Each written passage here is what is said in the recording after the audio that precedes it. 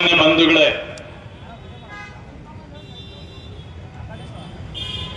ಇಂದಿನ ವೇದಿಕೆಯಲ್ಲಿ ಆಸೀನರಾಗಿರ್ತಕ್ಕಂಥ ಪರಮ ಪೂಜ್ಯರಿಗೆಲ್ಲರಿಗೂ ನನ್ನ ನಮಸ್ಕಾರ.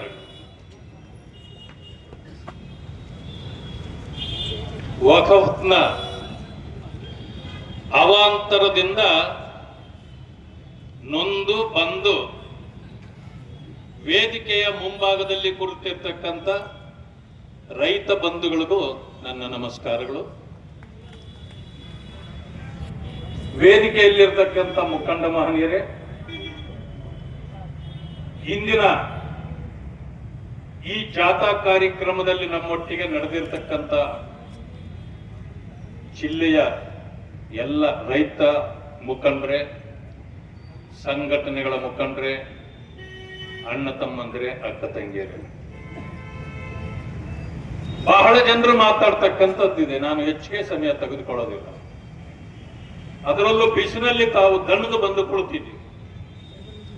ಸದುದ್ದೇಶಕ್ಕಾಗಿ ಮಾಡಿರ್ತಕ್ಕಂಥ ಈ ಕಾರ್ಯಕ್ರಮದಲ್ಲಿ ನೀವು ಪಾಲ್ಗೊಂಡಿರ್ತಕ್ಕಂಥದ್ದಕ್ಕೆ ತಮಗೆಲ್ಲರಿಗೂ ನಾನು ನಮನಗಳನ್ನು ತಿಳಿಸಲಿಕ್ಕೆ ಬಯಸ್ತೇನೆ. ಇದು ಸಣ್ಣ ವಿಷಯ ಅಂತ ತಿಳ್ಕೊಳ್ಬಾರ್ದು ಯಾರು. ಸಣ್ಣ ವಿಷಯ ಅಂದ್ಕೊಂಡೇ ಇವತ್ತು ಭಾರತ ದೇಶದಲ್ಲಿ ನಾವು ಬಹಳ ಸಣ್ಣವರಾಗಿ ಕಾಣ್ತಾ ಇದ್ದೇವೆ.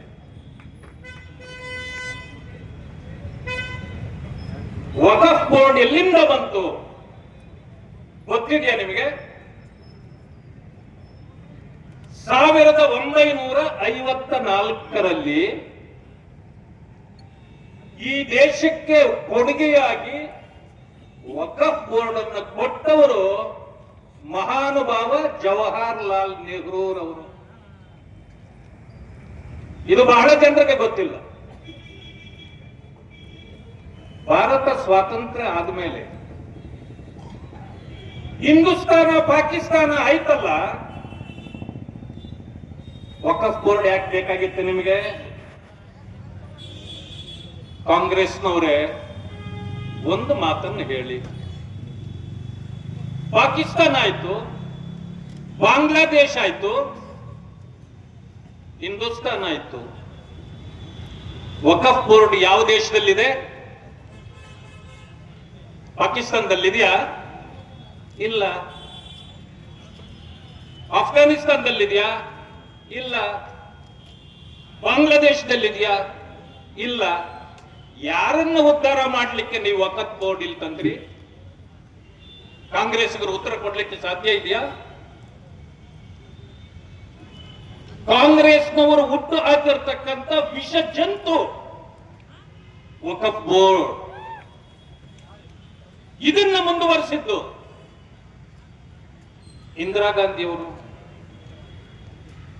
1969ರಲ್ಲಿ ಇಂದಿರಾ ಗಾಂಧಿಯವರು ಒಂದು ಆದೇಶ ಮಾಡ್ತಾರೆ. ರಾಷ್ಟ್ರದಲ್ಲಿ ಇರತಕ್ಕಂಥ ಎಲ್ಲ ರಾಜ್ಯಗಳ ಮುಖ್ಯಮಂತ್ರಿಗಳಿಗೆ ಆದೇಶ ಕೊಡ್ತಾರೆ, ವಖಫ್ ಆಸ್ತಿಗಳು ಎಲ್ಲೆಲ್ಲಿದೆ ಅನ್ನೋದನ್ನ ಗುರುತಿಸಿ ಒಂದು ಸರ್ವೆ ಮಾಡಿ ಅಂತ. ಅವರು ಸರ್ವೆ ಮಾಡುವಾಗ ಸರ್ಕಾರಿ ಅಧಿಕಾರಿಗಳನ್ನ ಜಿಲ್ಲೆಗಳಿಗೆ, ತಾಲೂಕುಗಳಿಗೆ ಕಳಿಸ್ಕೊಡ್ತಾರೆ.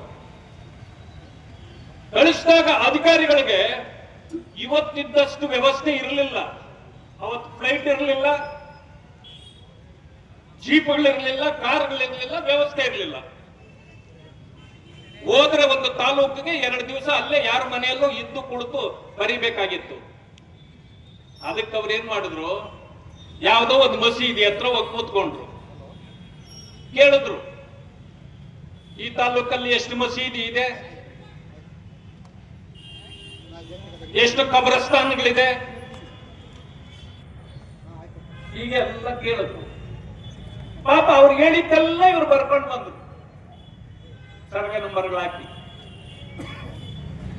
ಅದೇ 69ರ ಆ ಸೆನ್ಸಸ್ ಮಾಡಿದ್ರಲ್ಲ, ಅದನ್ನ 1974ರಲ್ಲಿ ಇದೇ ಕಾಂಗ್ರೆಸ್ ಸರ್ಕಾರ ಕರ್ನಾಟಕದಲ್ಲಿ ಅದನ್ನ ಗೆಜೆಟ್ ಆಗಿ ಮಾಡಿತ್ತು.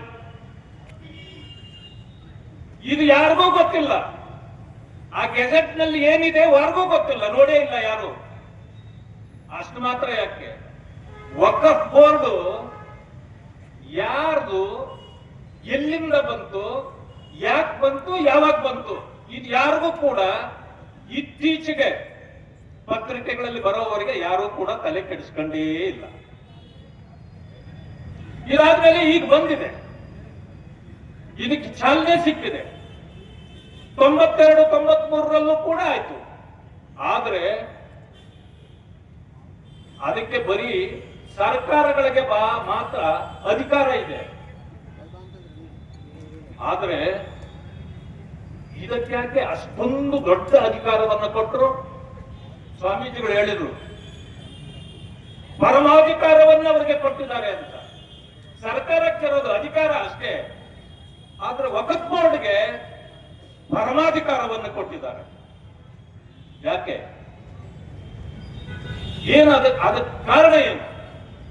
ಇದನ್ನು ಕೂಡ ನಾವು ತಿಳ್ಕೊಳ್ಬೇಕು. ಇದು ಇವತ್ತಿನ ದಿವಸ ಈ ದೇಶ ಸುಭದ್ರವಾಗಿ ಇರಬಾರದು. 1947ರವರೆಗೆ ನಾವೆಲ್ಲ ನೋಡಿದ್ದೇವೆ. ನಮ್ಮ ಹಿರಿಯರೆಲ್ಲರೂ ಸ್ವತಂತ್ರಕ್ಕಾಗಿ ಹೋರಾಟ ಮಾಡಿ ಮಡಿದು ಹೋದವು, ತ್ಯಾಗ ಮಾಡಿದವರು. ಆವತ್ತಿನ ದಿವಸ ಹಿಂದೂ ರಾಷ್ಟ್ರ ಇದು ಹೇಳಿದವರು ಯಾರು? ಹಿಂದೂಗಳು ಯಾರು ಹೇಳಲಿಲ್ಲ ಈ ಮಾತು. ಭಾರತ ದೇಶ ಹಿಂದೂ ದೇಶ ಅಂತ ಯಾರು ಹೇಳಲಿಲ್ಲ ನಮ್ಮ ಹಿಂದೂಗಳು. ಅವತ್ತು ಹೇಳಿದ್ದೇ, ಈ ದೇಶ ಸುಭದ್ರವಾಗಿ ಇರಬಾರದು. 1947ರವರೆಗೆ ನಾವೆಲ್ಲ ನೋಡಿದ್ದೇವೆ. ನಮ್ಮ ಹಿರಿಯರೆಲ್ಲರೂ ಸ್ವತಂತ್ರಕ್ಕಾಗಿ ಹೋರಾಟ ಮಾಡಿ ಮಡಿದು ಹೋದವು, ತ್ಯಾಗ ಮಾಡಿದವರು. ಆವತ್ತಿನ ದಿವಸ ಹಿಂದೂ ರಾಷ್ಟ್ರ ಇದು ಹೇಳಿದವರು ಯಾರು? ಹಿಂದೂಗಳು ಯಾರು ಹೇಳಲಿಲ್ಲ ಈ ಮಾತು. ಭಾರತ ದೇಶ ಹಿಂದೂ ದೇಶ ಅಂತ ಯಾರು ಹೇಳಲಿಲ್ಲ ನಮ್ಮ ಹಿಂದೂಗಳು. ಅವತ್ತು ಹೇಳಿದ್ದೇ ಮುಸಲ್ಮಾನ್ ಬಂಧುಗಳು. ಅದಕ್ಕೆ ನಮಗೆ ಈ ದೇಶ ಬೇಡ, ನಮಗೆ ಬೇರೆ ದೇಶ ಮಾಡ್ಕೊಳ್ತೀವಿ. ಇದು ಹಿಂದೂಸ್ತಾನ್, ಇನ್ನೊಂದು ಪಾಕಿಸ್ತಾನ್. ಬಿಟ್ಟು ಹೋದ್ರು. ಬಾಬಾ ಸಾಹೇಬ್ ಅಂಬೇಡ್ಕರ್ ಅವರು ಅವತ್ತೇ ಹೇಳಿದ್ರು, ನೀವೇನಾದ್ರೂ ಆ ರೀತಿ ಹಿಂದೂಸ್ತಾನ್ ಪಾಕಿಸ್ತಾನ್ ಮಾಡೋದಾದ್ರೆ ಅಲ್ಲಿರೋ ಹಿಂದೂಗಳನ್ನೆಲ್ಲ ಇಲ್ಲಿಗೆ ಕರ್ಕೊಳ್ಳಿ, ಇಲ್ಲಿರೋ ಮುಸ್ಲಿಮಾನರನ್ನು ಅಲ್ಲಿಗೆ ಕಳಿಸ್ಬಿಡಿ, ಅವರು ಸಂತೋಷವಾಗಿ ಬದುಕಲಿ, ಇಲ್ಲಿ ಹಿಂದೂಗಳು ಸಂತೋಷವಾಗಿ ಬದುಕಲಿ ಅಂತ. ಆದ್ರೆ ಅದಕ್ಕೆ ಒಪ್ಪದೇ ಇದ್ದಿದ್ದ್ಯಾರು? ಅದು ನೆಹರು ಮತ್ತು ಕಾಂಗ್ರೆಸ್. ಬಹಳ ದೊಡ್ಡ ಮಾತುಗಳು ಮಾತಾಡ್ತಾರೆ. ಸಂವಿಧಾನದ ರಕ್ಷಕರು ನಾವೇ, ಸಂವಿಧಾನದ ರಕ್ಷಣೆ ಮಾಡ್ತೀವಿ. ಕಾಂಗ್ರೆಸ್ನವರು ಭಾಷಣ ಮಾಡ್ತಾರೆ ದಿನ. ಇನ್ನೇನು 26ನೇ ತಾರೀಕು ಬಂತು, ನಾಳದ್ದು ಕೂಡ ಅದೇ ಭಾಷಣ ಮಾಡಕ್ ಬರ್ತಾರೆ ಇಲ್ಲೆಲ್ಲ. ಅಂಬೇಡ್ಕರ್ ಅವರನ್ನ ರಕ್ಷಣೆ ಮಾಡಿದ್ದು, ಅಂಬೇಡ್ಕರ್ ಅವರ ಸಂವಿಧಾನವನ್ನು ರಕ್ಷಣೆ ಮಾಡ್ತೀವಿ ಅಂತ ಹೇಳ್ತಾರಲ್ಲ. 75 ವರ್ಷಗಳ ಕಾಲ ಏನ್ ಕಡ್ಲೆಪುರಿ ತಿಂತಿದ್ರಪ್ಪ? ಜಮ್ಮು ಕಾಶ್ಮೀರದಲ್ಲಿ 370 ಆರ್ಟಿಕಲ್ ಇಟ್ಟಿದ್ರಲ್ಲ, ನಮ್ಮ ಸಂವಿಧಾನ ಜಾರಿಯಲ್ಲೇ ಇರಲಿಲ್ಲ. ಅಲ್ಲಿ ಚುರುಮುರಿ ತಿಂತಿದ್ರ? ನಿಮ್ ಭಾಷೆಯಲ್ಲಿ ಇಲ್ಲಿ ಮಿನಿಸ್ಟರ್ ಹೇಳ್ತಾರೆ ಕಿಸ್ಮಿಸ್ ತಿಂತಿದ್ರು ಅಂತ. ಕಿಸ್ಮಿಸ್ ಮಿನಿಸ್ಟರ್ ಒಬ್ರು ಅವರಲ್ಲ, ನಿಮಗೆ ಆ ಮಂತ್ರಿಗಳು ಹೇಳ್ತಿರ್ತಾರೆ. ಆಯ್ತಪ್ಪ, ನೀವು ಕಿಸ್ಮಿಸ್ ತಿನ್ಲಿಲ್ಲ, ಸಂವಿಧಾನವನ್ನ ಜಾರಿಗೆ ಮಾಡ್ಲಿಕ್ಕೆ ನಿಮಗೇನಾಗಿತ್ತು? ನೀವು ಮಾಡಲಿಲ್ಲ. ಸಂವಿಧಾನವನ್ನ ರಕ್ಷಣೆ ಮಾಡಿದ್ದು ಇವತ್ತು ಭಾರತ ದೇಶದ ಹೆಮ್ಮೆಯ ಪುತ್ರ ಪ್ರಧಾನಮಂತ್ರಿ ಮೋದಿಜಿಯವರು ಮಾಡಿದ್ದು. ಜನರನ್ನ ಎತ್ತಿಕೊಟ್ಟ ಕೆಲಸ ಮಾಡ್ತೀರಾ? ಸ್ವರ್ಗದಲ್ಲಿರ್ತಕ್ಕಂಥ ಬಾಬಾ ಸಾಹೇಬ್ ಅಂಬೇಡ್ಕರ್ ಅವರಿಗೆ ಈಗ ಶಬಾಷ್ ಮಗ ಮೋದಿಜಿ, ಯಾರೋ ಮಾಡದ ಕೆಲಸವನ್ನ ನೀನು ಮಾಡಿದ್ಯಾ, ಸುಮಂಗಲಿ ಭವ, ದೀರ್ಘಕಾಲ ಬದುಕು ಅಂತೇಳಿ ಬಾಬಾ ಸಾಹೇಬ್ ಅಂಬೇಡ್ಕರ್ ಅವರಿಗೆ ಆಶೀರ್ವಾದ ಮಾಡ್ತಾರೆ. ರಿಸರ್ವೇಶನ್ ಬಗ್ಗೆ ಮಾತಾಡ್ತಾರೆ. ಯಾವಾಗ ಜಾರಿಯಲ್ಲಿರ್ಲಿಲ್ವೋ ಅಲ್ಲಿ ಸಂವಿಧಾನ, ರಿಸರ್ವೇಶನ್ ಇಲ್ಲ ಅಲ್ಲಿ ದಲಿತರಿಗೆ, ಪರಿಶಿಷ್ಟ ಜಾತಿ ವರ್ಗಗಳಿಗೆ ರಿಸರ್ವೇಶನ್ ಕೊಟ್ಟಿದ್ಯಾರು? ಮೋದಿಜಿ ಅವರು. ಅದಕ್ಕೆ ಮೊನ್ನೆ ಚುನಾವಣೆ ನಡೆಯಿತು, ಬಹಳ ಸಂತೋಷವಾಗಿ ಚುನಾವಣೆ ಆಯ್ತು. ಒಂದು ಗದ್ದಲ ಇಲ್ಲ, ಒಂದು ಗಲಭೆ ಇಲ್ಲ. 7 ಸೀಟು ರಿಸರ್ವೇಶನ್ ಅಲ್ಲಿ 7 ಸೀಟ್ ಬಂತು. ಪ್ರಥಮ ಬಾರಿಗೆ ರಿಸರ್ವೇಶನ್ 7 ಸೀಟ್ ಬಂದ ತಕ್ಷಣ ಆ ಜನಾಂಗಗಳು ಪೂರ್ತಿ ಮೋದಿ ಅವರು ಸಂವಿಧಾನ ತಂದ್ರು, ರಿಸರ್ವೇಶನ್ ಕೊಟ್ರು. ಮಾರೋ ಬಿಜೆಪಿಗೂ ಅಂತ ವೋಟ್ ಹಾಕಿದ್ರು, 7 ಗೆದ್ರು. ಹೊಗಳೇ ಬಿಡೋ ಕಾಂಗ್ರೆಸ್ಸಿಗರು ವಕಫ್ ಬೋರ್ಡ್ ತರ್ತಾರೆ. ನಾನು ಏನೋ ಹೇಳ್ಬೇಕಂತಿದ್ದೆ ಜಮೀರ್ ಅಹ್ಮದ್ಗೆ, ಅದು ಹೇಳೋಣ ಅಂತಂತ ನಾನೇನು ಅಂದ್ಕೊಂಡಿದ್ರೆ ಆ ಹನುಮಂತರಾಯ ಇಲ್ಲೇ ಬಂದ್ಬಿಟ್ರು. ನಾನು ಹೇಳಿದ್ರು ಏನು ತಪ್ಪಾಗಲ್ಲ, ಇವರು ಹನುಮಂತ ಅಲ್ಲ ನಮ್ಮ ದೇವರು. ಆದ್ರೆ ಅದೇ ಹೆಸರಿನಲ್ಲಿ ಬೇರೆ ಹೂವೆ ಮಂಗಾಂತರದನ್ನ, ಅದು ಚೇಷ್ಟೆ ಮಾಡೋದು. ಅದು ಹನುಮಂತ ದೇವರ ಕೆಲಸ ಮಾಡಿದ್ರು. ಸ್ವಾಮೀಜಿ ಹೇಳಿದ್ರು, ರಾಮನ ಕೇಸ್ ನಡೀತಾ ಇತ್ತು, ರಾಮ ಮಂದಿರದ ಕೇಸು ಬರೆಯುವಾಗ ನಮ್ಮ ಇವ್ರು ಬಂದು ಕಾಯ್ತಾ ಇದ್ರು 3 ದಿವಸ ಅಲ್ಲಿ ಹನುಮಂತ ಅಂತ. ಇದು ಬೇರೆ ದೇವರು.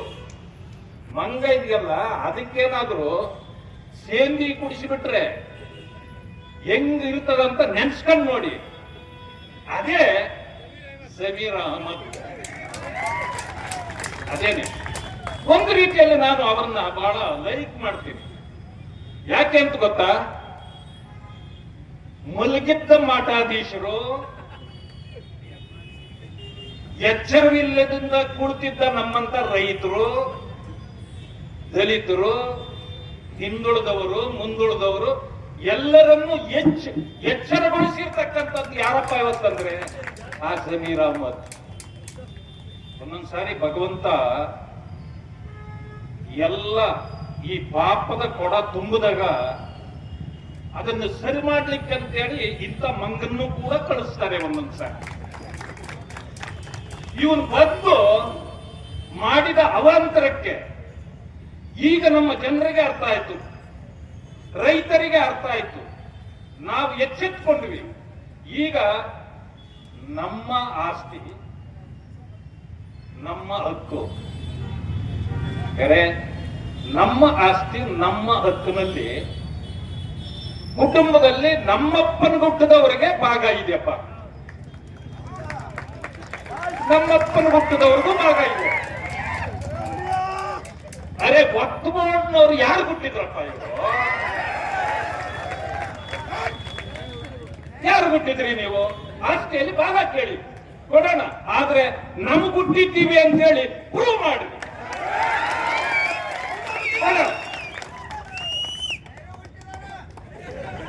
ಶರಿಯಾ ಕಾನೂನು ಹೇಳುತ್ತೆ, ಅಲ್ಲಾನ ಪ್ರಾರ್ಥನೆ ಮಾಡೋರು ಮಾತ್ರನೇ ನಮ್ಮವರು.